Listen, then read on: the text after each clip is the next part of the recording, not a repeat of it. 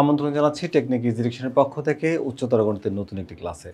আজকের ক্লাসে আমরা একটি প্রশ্ন নিয়ে আলোচনা করব। প্রশ্নটি দেখতে পাচ্ছ তোমরা যে ত্রিভুজ এবিসি এর বিসি, এসি এবং এবি বাহুর মধ্যবিন্দু যথাক্রমে এম, এন ও এস এবং কি বলা হচ্ছে এখানে এসি ভেক্টরকে এএম ভেক্টর ও বিএন ভেক্টরের মাধ্যমে প্রকাশ করো। দেখো এবিসি ত্রিভুজের তিনটা শীর্ষবিন্দু, তাহলে এ আর বি দুইটা শীর্ষবিন্দু, আর এখানে এম আর এন, তাহলে যদি এ থেকে এম এর দিকে যায় এটা একটা মধ্যমা, আর এন বি থেকে এন এর দিকে যায় এটা আর একটা মধ্যমা। তো এই দুইটা মধ্যমাকে এসি একটা বাহু ত্রিভুজের বাহুর মাধ্যমে প্রকাশ করতে হবে। চলো আমরা এটা প্রকাশ করার চেষ্টা করি। আমরা এটা লিখলাম যে ত্রিভুজ এবিসি এর বিসি ও এসি বাহুর মধ্যবিন্দু যথাক্রমে, যেটা তথ্য আমার উদ্দীপকে দেওয়া আছে, এম, এন ও S. A M, B N এবং সি এস যোগ করি, তাহলে এসি ভেক্টরকে এই ভেক্টরের মাধ্যমে প্রকাশ করতে হবে। আমরা একটা ত্রিভুজ অঙ্কন করে নিলাম আমাদের ওই তথ্য অনুযায়ী। এখন আমরা এক কাজ করব, প্রথমে আমরা এইখানে যে ত্রিভুজ বিধি অ্যাপ্লাই করব, ত্রিভুজ এ এম সি। ধরো ত্রিভুজ A M C, A M C এই ত্রিভুজ বিধিটা কি দেখো, একটা ত্রিভুজের মধ্যে যদি দুইটা বাহু একই দিকের হয়, একটু ভেক্টর যোগ করে দেখায়। দেখো এই একটা ভেক্টর, তার নাম হচ্ছে এ ভেক্টর, আর এই একটা ভেক্টর মনে করো তার নাম হচ্ছে বি ভেক্টর। এর দিক হচ্ছে এই দিকে, অর্থাৎ এই দিক থেকে এদিকে, আর এটার দিক হচ্ছে উপরের দিকে, নিচ থেকে উপরের দিকে, মানে 60 ডিগ্রি অ্যাঙ্গেলে বা কোনো একটা অ্যাঙ্গেলে। তাহলে এইটা হচ্ছে আদি বিন্দু, আর এই ভেক্টর হচ্ছে এই ভেক্টর আদি বিন্দু, এটা শেষ বিন্দু এটা। তাহলে আরেকটা ভেক্টরের কি হবে, এই আদি বিন্দুটা এসে এখানে বসবে শেষ বিন্দুর উপরে। তাহলে যোগ করলে আমরা পাবো যে যোগফলটা সেটা হচ্ছে লব্ধি। যদি এটা ত্রিভুজের নাম দিয়ে দিই, তাহলে এবি ভেক্টর আর বিসি ভেক্টরকে যোগ করলে আমরা কি পাচ্ছি বলতো, এবি ভেক্টর বিসি ভেক্টরকে যোগ করলে আমরা পাচ্ছি এসি ভেক্টর। তাহলে এসি ভেক্টরটা হচ্ছে লব্ধি। তাহলে এসি ভেক্টর সমান সমান তুই লিখতে পারবা এবি ভেক্টর প্লাস হচ্ছে বিসি ভেক্টর, অথবা এবি প্লাস বিসি সমানও তুমি এসি লিখতে পারবা, তোমার যখন যেমন প্রয়োজন হবে। তো এখন এই ত্রিভুজটার ক্ষেত্রে যদি আমরা ত্রিভুজ বিধিটা অ্যাপ্লাই করি, অর্থাৎ দেখলাম যে যাদের দিক একই দিকে তাদেরকে যোগ করা যায়। কি বলতো, যাদের দিক একই দিকে তাদেরকে কি করা যায়, যোগ করা যায়। তো আমরা যাদের দিক একই দিকে সেই সকল ভেক্টরকে যোগ করে দিব। এখানে একটু যদি আমরা খেয়াল করি, ত্রিভুজ এ এম সি, দেখো এ এম সি যদি ত্রিভুজটাকে একটু খেয়াল করো, এই যে এ এম আর এম সি এদের ডিরেকশন একই দিকে, দুইটাই একই দিকে যাচ্ছে। দেখো এই যে এইভাবে ঘোরাও, দেখো ওদের মধ্যে একজনের পিছনে আরেকজন যাচ্ছে। তো এখানে এই দুইটাকে যোগ করা যাবে। তার মানে তুমি লিখতে পারবো হচ্ছে এ এম ভেক্টর প্লাস হচ্ছে M C vector is equals to AC vector, এটা লেখা যাবে। তো এইখানে এ এম ভেক্টরটা আবার কি, দেখো এমসি ভেক্টরটা কি, এমসি হচ্ছে বিসি এর অর্ধেক, কারণ মধ্যমা হলে এম মধ্যবিন্দু প্রশ্নে বলা আছে। তাহলে এটাকে আমরা লিখতে পারবো কি বলতো, হাফ অফ বিসি। কি লিখতে পারবো, হাফ অফ বিসি। তাহলে এখানে এক কাজ করো, তুমি তাই করে দাও যে এ এম ভেক্টর প্লাস হচ্ছে এখানে half of BC vector is equals to AC vector. এটা হচ্ছে ইকুয়েশন নাম্বার 1 ধরে নাও। এইবার আসো আমাদের আরেকটা মধ্যমা কোনটা লাগবে বলো তো, বিএন। তো বিএন এর জন্য আমরা বিএনসি এই ত্রিভুজটাকে নিব।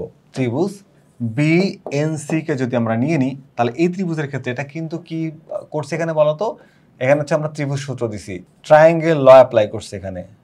ওকে, ট্রায়াঙ্গেল ল। তো এখন এখানে এই ত্রিভুজটার ক্ষেত্রে আমরা কি করব, আমরা যদি এই ত্রিভুজ এর ক্ষেত্রে, এই ত্রিভুজের ক্ষেত্রেও দেখো এইটা আর এইটাকে যোগ করব, তার মানে এই বিএন আর হচ্ছে এনসি, তার মানে বিএন ভেক্টর প্লাস হচ্ছে NC vector is equals to কি লিখবো, আমরা লিখবো হচ্ছে বিসি ভেক্টর। কি লিখবো, বিসি ভেক্টর। ওকে, তাহলে বিএন ভেক্টর। এখন যদি আমরা কাজ করতে পারি, এখানে দেখো বিএনটা হচ্ছে মধ্যমা থাকবে, আর এখানে এনসি এনসি এনসি এনসি এর পরিবর্তে তুমি চাইলে লিখতে পারো এসি। কি লিখতে পারো, এসি হাফ এসি ভেক্টর। কি লেখা যাবে,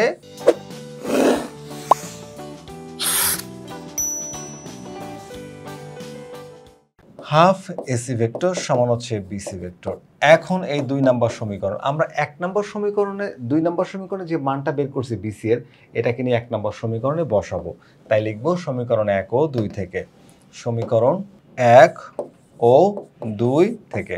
তাহলে চলো এটাকে নিয়ে আসি আমরা, এএম ভেক্টর প্লাস হচ্ছে হাফ বিসি, আর লিখবো না, বিসির পরিবর্তে এই মানটাকে লিখবো। কি লিখবো বলো তো, এই মানটাকে লিখবো। এই মানটা কি আছে এখানে, বি এন ভেক্টর প্লাস হচ্ছে half A C vector is equals to কি হচ্ছে এখানে, এসি ভেক্টর। কি লিখবো, AC vector, A C vector. খেয়াল করো আমরা 1 নম্বর সমীকরণের মধ্যে 2 নম্বর সমীকরণে বিসির মানটা বসাই দিচ্ছি, আর কিছু করি নাই।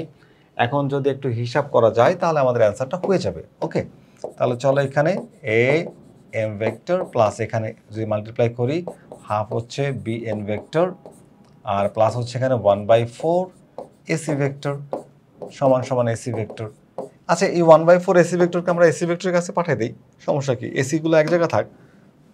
তাহলে কি করা যায়, এ এম ভেক্টর প্লাস হচ্ছে half B N vector is equals to AC vector minus এটাকে ওই পাশে পাঠিয়ে মাইনাস করে দাও, তাহলে মাইনাস 1/4 এসি ভেক্টর।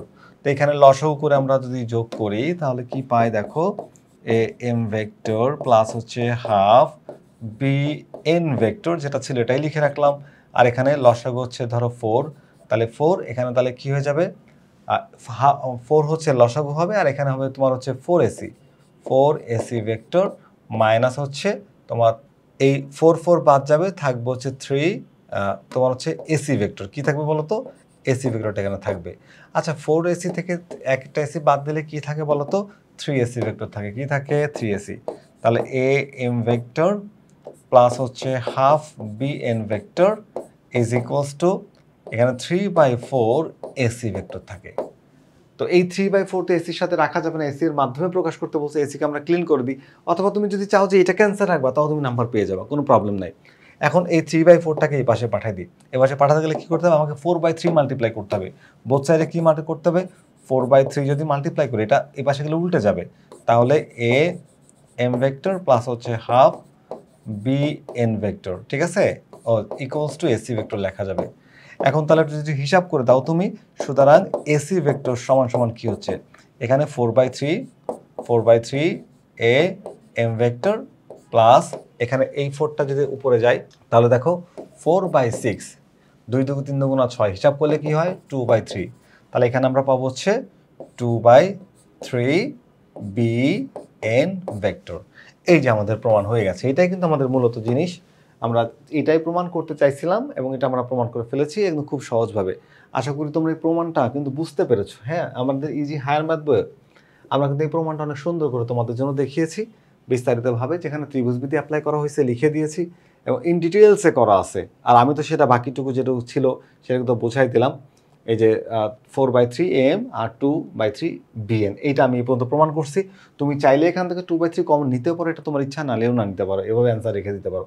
তা আমরা এই যে এখান থেকে তুমি চাইলে 2/3 কমন নাও, সমস্যা নাই। তাহলে এখানে 2/3 কমন নিলে হচ্ছে তোমার 2am আর এখানে হচ্ছে 1/3 bm থাকবে। এই যে 2/3 কমন নিয়ে নিলে 2/3 চলে যায়, এখানে bn আর এখানে থাকে হচ্ছে তোমার 2bn। এই যে, তো এইটাই মূলত আমাদের এই প্রশ্ন ছিল আজকের ক্লাসে, যে আমরা একটা ভেক্টরের ত্রিভুজের মাধ্যমে একটা ভেক্টরের ত্রিভুজের 3টা শীর্ষবিন্দু থেকে 3টা মধ্যমা, আর মধ্যমার মধ্যে 2টা মধ্যমা আর একটা বাহুর মধ্যে সম্পর্ক স্থাপনের চেষ্টা করলাম। আশা করি এই ক্লাসটি তোমরা বুঝতে পেরেছো। পরবর্তী ক্লাস দেখার আমন্ত্রণ জানিয়ে এই ক্লাসটি এখানে শেষ করছি। আল্লাহ হাফেজ।